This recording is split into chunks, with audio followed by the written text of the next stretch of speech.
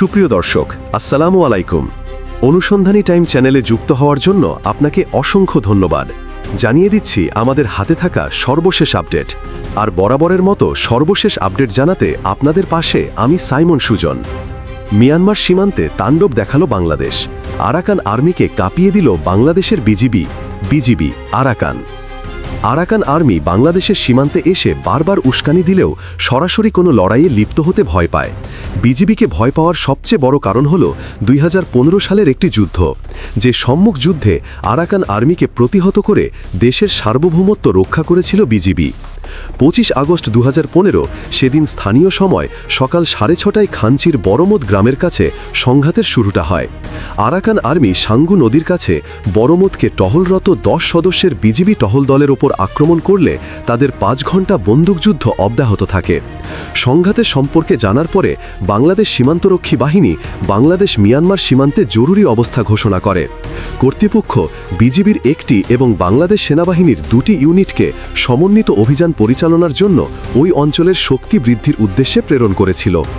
একই দিনে border guard Bangladesh সেনাবাহিনী এবং বাংলাদেশ বিমান বাহিনী আরাকান সেনাবাহিনীর বিরুদ্ধে একটি যৌথ অভিযান শুরু করে। সেনাবাহিনীর 2টি, বিজিবির একটি এবং বাংলাদেশ বিমান বাহিনীর একটি F-7 এই অভিযানে অংশ নিয়েছিল। বাংলাদেশ সরকারের অনুরোধে মিয়ানমার সরকার তাদের সীমান্ত বন্ধ করে দেয়।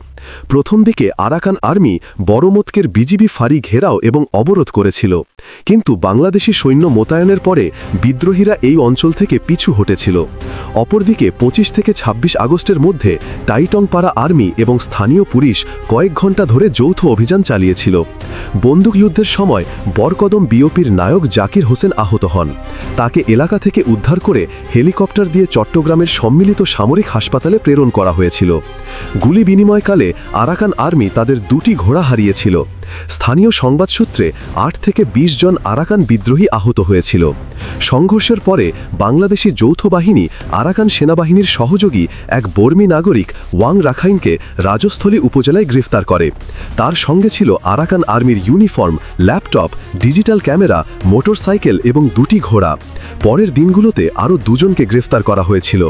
সংঘর্ষের পরদিন বিজিবি মহাপরিচালক মেজর জেনারেল আজিজ আহমেদ ও সাবেক স্বরাষ্ট্রমন্ত্রী আসাদুজ্জামান খান কামাল যুদ্ধের স্থানটি পরিদর্শন করেন। এক বিবৃতিতে বাংলাদেশের স্বরাষ্ট্রমন্ত্রী বলেছিলেন, আরাকান সেনারা দমে না যাওয়া পর্যন্ত এই অভিযান অব্যাহত থাকবে। পরবর্তীতে নিজেদের অবস্থান টের পেয়ে আরাকান আর্মি নিজেরাই পিছু হাঁটে। আরাকান বাহিনী একটি আঞ্চলিক বিদ্রোহী সংগঠন, যা মূলত রাখাইন অঞ্চলে নিজেদের প্রভাব বিস্তারের লক্ষ্যে কার্যক্রম চালায়। তাদের শক্তির মূল উৎস হল স্থানীয় ভূপরিচয় জ্ঞান, জনসমর্থন ও অভিযোজন ক্ষমতা।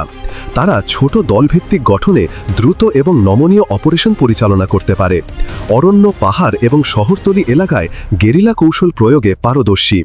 একের পর এক সময়সীমায় তারা ছোট আক্রমণ, তল্লাশি প্রতিহত করা এবং আকস্মিক হামলা চালিয়ে প্রতিপক্ষকে বিভ্রান্ত করার মতো কার্যকর পদ্ধতি অনুসরণ করেছে।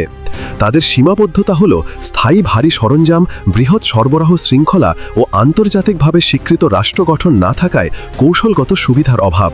ফলে দীর্ঘ সময় ধরে কোনো বৃহৎ ধরনের দখল বা নিয়ন্ত্রিত যুদ্ধ চালালে তাদের পেছনে লজিস্টিক ভাঙন দেখা দিতে পারে। সে আশঙ্কাতেই তারা পিছু হেঁটেছিল। অন্যদিকে বাংলাদেশ সীমান্তরক্ষী বাহিনী একটি রাষ্ট্রীয় বাহিনী হিসেবে সীমান্ত রক্ষা, অবৈধ পারাপার রোধ ও সীমান্তবর্তী এলাকায় আইন শৃঙ্খলা বজায় রাখার কাজ করে। তাদের গঠন, প্রশিক্ষণ ও লজিস্টিক সরকারি ক্রিয়ামূলক নিয়মে সংগঠিত। তারা সংখ্যায় বৃহৎ, নিয়মিত সন্নিবেশ এবং স্থানীয় প্রশাসনের সঙ্গে কাজ করার অভিজ্ঞতা রাখে। সীমান্তরক্ষীর সুবিধা হল আইনি ক্ষমতা ভোগ করা, সীমান্ত লাইনে নিয়মিত উপস্থিতি ও দুর্যোগ মোকাবেলায় রেসপন্স করার সক্ষমতা। তাদের সীমাবদ্ধতা হল যে তারা উচ্চতর কৌশলগত সিদ্ধান্ত গ্রহণে এবং দীর্ঘমেয়াদী পূর্ণাঙ্গ সামরিক মোতায়েনে আসলে স্বাধীনভাবে কাজ করতে পারে না, কারণ তাদের প্রশিক্ষণ ও সরঞ্জাম মূলত সীমান্ত রক্ষণাবেক্ষণমূলক এবং বড় ধরনের কনভেনশনাল যুদ্ধের জন্য সম্পূর্ণরূপে উপযোগী নাও হতে পারে।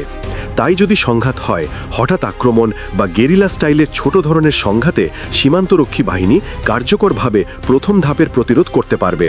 কিন্তু সংঘাত দীর্ঘিত হলে বা বড় আকারের সামরিক সমাবেশ ঘটলে তাদের একার পক্ষে টিকে থাকা কঠিন হতে পারে। সেক্ষেত্রে দরকার সেনাবাহিনীর। 2015 সালের সে লড়াইও সেনাবাহিনী এগিয়ে এসেছিল। বাংলাদেশ সেনাবাহিনী এই পরিসরে একটি উচ্চতর স্তর হিসেবে কাজ করে। এটি একটি পেশাদার, নিয়মিত বাহিনী, যার মধ্যে রয়েছে সুসংগঠিত কমান্ড ব্যবস্থা, প্রশিক্ষিত ব্যক্তিবল, দীর্ঘমেয়াদী লজিস্টিক সহায়তা এবং ভারী অস্ত্রশস্ত্র।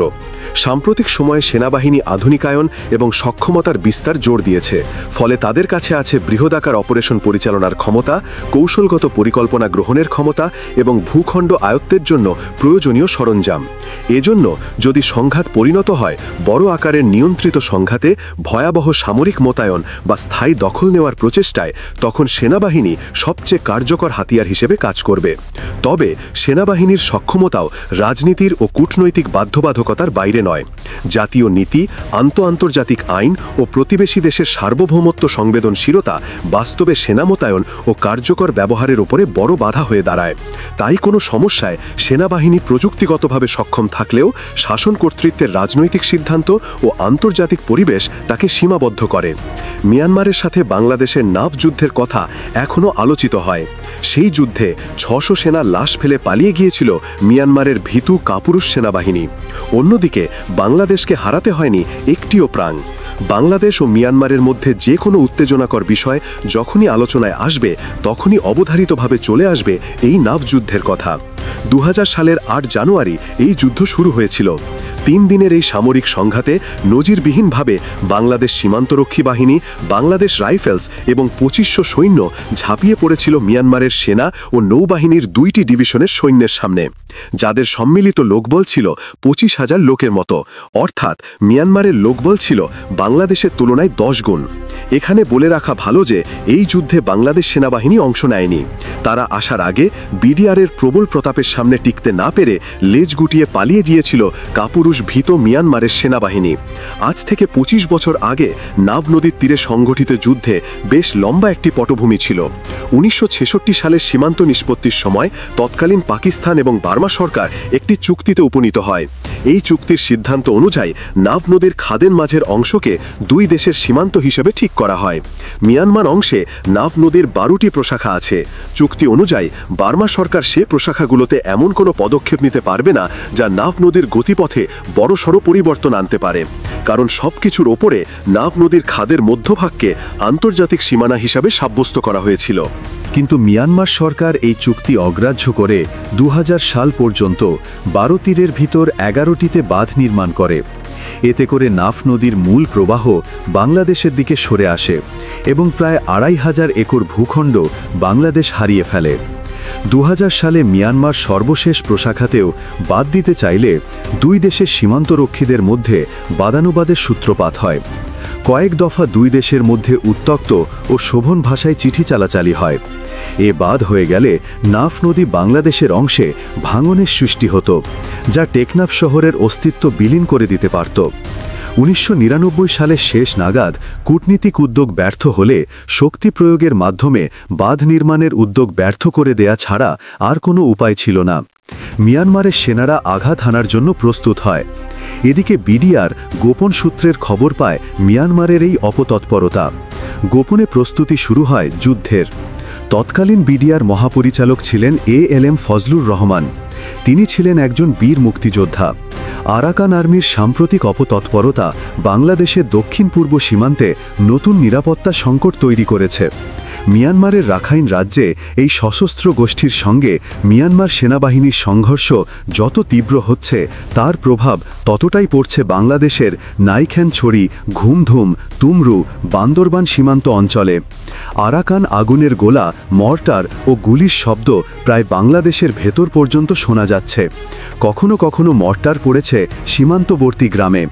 এ অবস্থায় বর্ডার গার্ড বাংলাদেশ এখন দেশের পূর্ব সীমান্তে সর্বোচ্চ সতর্ক অবস্থায় আছে এবং বহুমাত্রিক কৌশলে এই হুমকি মোকাবেলা করছে। বিজিবির সীমান্ত জুড়ে টহল কার্যক্রম অনেক গুণ বাড়িয়ে দিয়েছে। ধুমধুম ও তুমরু এলাকার মতো ঝুঁকিপূর্ণ পয়েন্টে বিজিবি সদস্যরা এখন 24 ঘন্টা পাহারায় থাকছেন। তারা thermal imager, night vision camera ও উচ্চ ক্ষমতা সম্পন্ন দূরবীন ব্যবহার করে সীমান্তের প্রতিটি নড়াচড়া গভীরভাবে পর্যবেক্ষণ করছেন। যেসব এলাকায় আরাকান আর্মির উপস্থিতি যেন সেসব এলাকায় অতিরিক্ত টহল ও চেকপোস্ট বসানো হয়েছে। সীমান্ত পিলার ও কাঁটাতারের আশপাশে বালুর বস্তা দিয়ে তৈরি বাংকার, অস্থায়ী কংক্রিট পোস্ট ও নিরাপদ আশ্রয়কেন্দ্র নির্মাণ করা হয়েছে, যাতে আকস্মিক গুলিবর্ষণ বা বিস্ফোরণের সময় সৈন্যদের ক্ষয়ক্ষতি কমানো যায়। সীমান্তে গোয়েন্দা নজরদারি এখন অনেক বেশি জোরদার। বিজিবির নিজস্ব গোয়েন্দা ইউনিট ছাড়াও জাতীয় পর্যায়ের গোয়েন্দা সংস্থাগুলোর সঙ্গে সমন্বয় করে আরাকান আর্মির গতিবিধি ট্র্যাক করা হচ্ছে। স্থানীয় পাহাড়ি জনগোষ্ঠী, গ্রাম প্রধান, এমনকি রোহিঙ্গা ক্যাম্পের নির্ভরযোগ্য সূত্র থেকেও তথ্য সংগ্রহ করা হচ্ছে, যাতে আরাকান আর্মির চলাচল, অস্ত্র পাচার বা লোক অনুপ্রবেশের আগেই ব্যবস্থা নেওয়া যায়। বিজিবির সদর দপ্তর থেকে প্রতিদিন সীমান্তের প্রতিটি সেক্টরে গোপন রিপোর্ট যাচাই করা হয়, আর প্রয়োজন পড়লে সঙ্গে সঙ্গে সেনাবাহিনী ও পুলিশকে সহায়তায় ডাকা হয়। সীমান্তে এখন আর শুধু বিজিবি নয়, সেনাবাহিনী এবং কোস্টগার্ডও মিলে একটি সমন্বিত টাস্ক ফোর্স গঠন করা হয়েছে। এই যৌথ বাহিনী সীমান্তে টহল দেয়, পাহাড়ের ভেতর সন্দেহজনক গতিবিধি পর্যবেক্ষণ করে এবং প্রয়োজনে বিজিবিকে সরাসরি ফায়ার সাপোর্ট দেয়।